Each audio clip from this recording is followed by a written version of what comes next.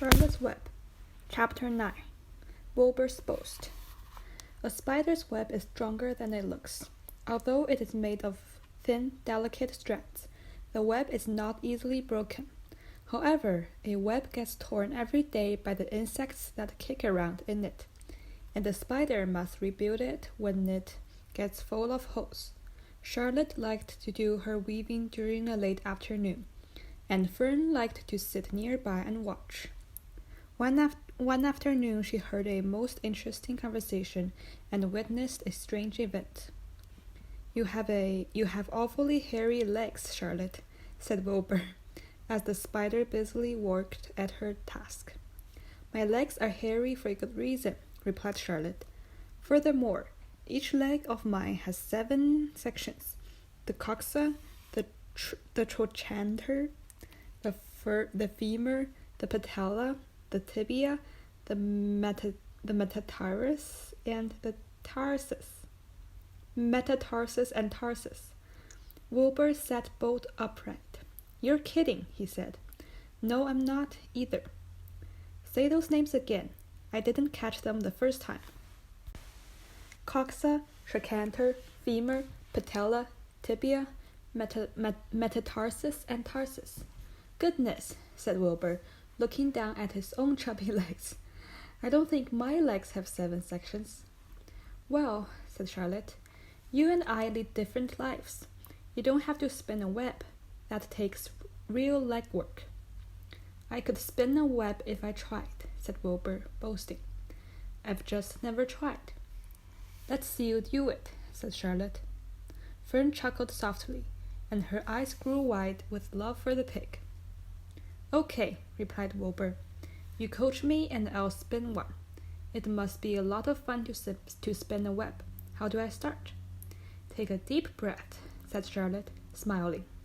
Wilbur breathed deeply. "Now climb to the highest place you can get to, like this." Charlotte raced up to the top of the doorway. Wilbur scrambled to the top of the manure pile. "Very good," said Charlotte.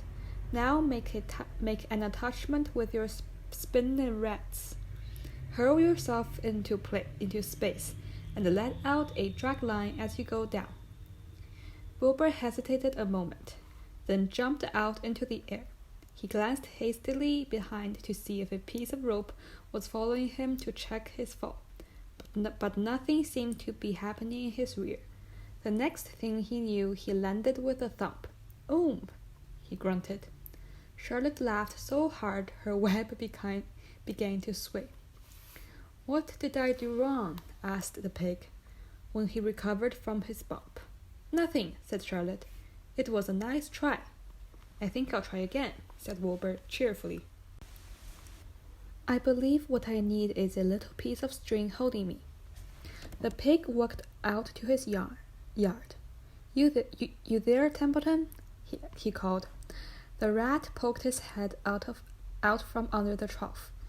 "Got a little piece of string I could borrow?" asked Wilbur. "I needed to spin a web."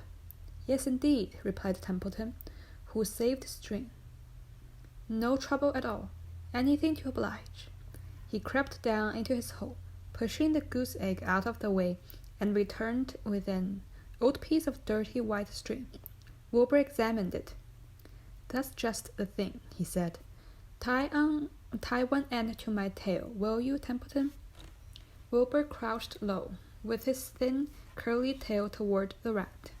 Templeton seized the string, passed it around the end of the pig's tail, and tied 2 half hitches. Charlotte watched in delight. Like Fern, she was truly fond of Wilbur, whose smelly pen and stale food attracted the flies that she needed. She was proud to see that he was not a quitter and was willing to try again to spin a web. While the rat and the spider and the little girl watched, Wilbur climbed again to the top of the manure pile, full of energy and hope. "Everybody watch!" he cried, and summoning all his strength, he threw himself in the air, head first. The string trailed behind him, but as he had neglected to fasten the other end to anything, it didn't really do any good, and Wilbur landed with a thud, crushed and hurt. Tears came into his eyes. Templeton grinned. Charlotte just sat quietly. After a bit she spoke.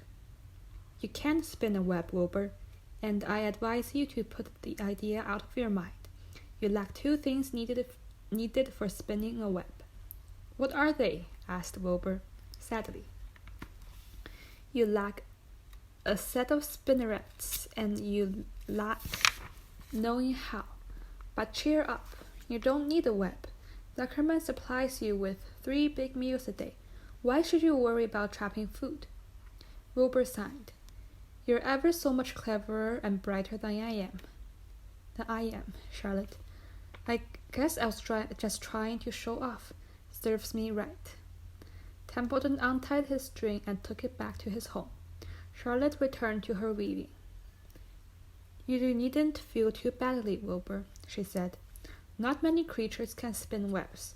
Even men aren't as good at it as spiders, although they think they're pretty good, and they'll try anything. Did you ever hear of the Queensboro Bridge?" Wilbur shook his head. "Is it a web?" "Sort of," replied Charlotte. "But do you know how long it took men to build it? 8 whole years. My goodness, I would have starved to death waiting that long. I can make a web in a single evening." "What do people catch in the Queensboro Bridge? Bugs?" asked Wilbur. "No," said Charlotte. "They don't catch anything. They just keep trotting back and forth across the bridge, thinking there is something better on the other side. If they'd hang head down at the top of the thing and wait quietly, maybe something good would come along. But no, with men it's rush, rush, rush, every minute. I'm glad I'm a sedentary spider." "What does sedentary mean?" asked Wilbur. "Means I sit still a good part of the time and don't go wandering all over creation. I know a good thing when I see it, and my web is a good thing. I stay put and wait for what comes. Gives me a chance to think." "Well, I'm sort of sedentary myself, I guess," said the pig. "I have to hang around here whether I want to or not. You know where I'd really like to be this evening?" "Where?"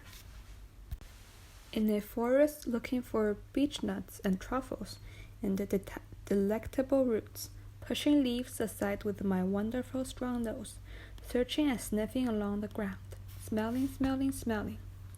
"You smell just the way you are," remarked a lamb who had just walked in. "I can smell you from here. You're the smelliest creature in the place." Wilbur hung his head. His eyes grew wet with tears. Charlotte noticed his embarrassment, and she spoke sharply to the lamb. "Let Wilbur alone," she said. "He has a perfect right to smell, considering his surroundings. You're no bundle of sweet peas yourself. Furthermore, you're interrupting a very pleasant conversation. What were we talking about, Wilbur, when we were so rudely interrupted?" "Oh, I don't remember," said Wilbur. "It doesn't make any difference. Let's not talk any more for a while, Charlotte. I'm getting sleepy. You go ahead and finish fixing your web, and I'll just lie here and watch you. It's a lovely evening." Wilbur stretched out on his side. Twilight settled over Zuckerman's barn, and a feeling of peace. Fern knew it was almost supper time, but she couldn't bear to leave. Swallows passed on silent wings, in and out of the doorways, bringing food to their young ones. From across the road a bird sang, "Whippoorwill, whippoorwill, whippoorwill." Lurvy sat down under an apple tree and lit his pipe. The animals sniffed the familiar smell of strong tobacco. Wilbur heard the trill of the tree toad and the occasional slamming of the kitchen door. All these sounds made him feel comfortable and happy, for he loved life and loved to be a part of the world on a summer evening. But as he lay there, he remembered what the old sheep had told him. The thought of death came to him and he began to tremble with fear. "Charlotte," he said softly. "Yes, Wilbur?" "I don't want to die." "Of course you don't," said Charlotte in a comforting voice. "I just love it here in the barn," said Wilbur. "I love everything about this place." "Of course you do," said Charlotte. "We all do." The goose appeared, followed by her 7 goslings. They thrust their little necks out and kept up a musical whistling, like a tiny troop of pipers. Wilbur listened to the sound with love in his heart. "Charlotte," he said. "Yes," said the spider. "Were you serious when you promised you would keep them from killing me?" "I was never more serious in my life. I am not going to let you die, Wilbur." "How are you going to save me?" asked Wilbur, whose curiosity was very strong on this point. "Well," said Charlotte vaguely, "I don't really know, but I'm working on a plan." "That's wonderful," said Wilbur. "How is the plan coming, Charlotte? Have you got very far with it? Is it coming along pretty well?" Wilbur was trembling again, but Charlotte was cool and collected. "Oh, it's coming all right," she said lightly. "The plan is still in its early stages and hasn't completely shaped up yet, but I'm working on it." "When do you work on it?" begged Wilbur. "When I'm hanging head down at the top of my web. That's when I do my thinking, because then all the blood is in my head." "I'd be only too glad to help you in any way I can." "Oh, I'll work it out alone," said Charlotte. "I can think better if I think alone." "All right," said Wilbur, "but don't fail me to let me know if there's anything I can do to help, no matter how slight." "Well," replied Charlotte, "you must try to build yourself up. I want you to get plenty of sleep, and to stop worrying. Never hurry and never worry. Chew your food thoroughly and eat every bit of it, except you must leave just enough for Templeton. Gain weight and stay well. That's the way you can help. Keep fit, and don't lose your nerve. Do you think you understand?" "Yes, I understand," said Wilbur. "Go along to bed then," said Charlotte. "Sleep is important." Wilbur trotted over to the darkest corner of his pen and threw himself down. He closed his eyes. In another minute he spoke.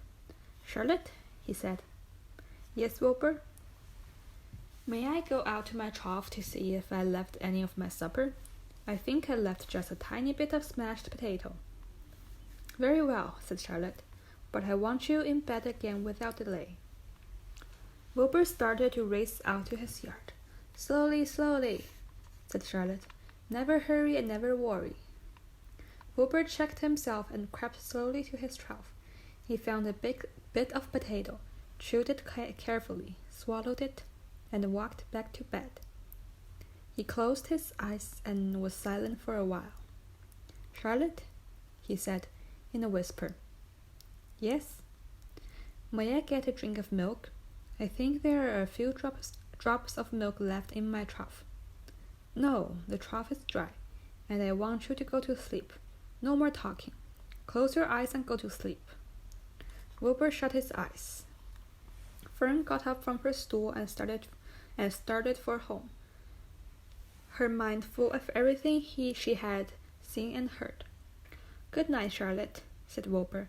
"Good night, Wilbur." There was a pause. "Good night, Charlotte." "Good night, Wilbur." "Good night. Good night."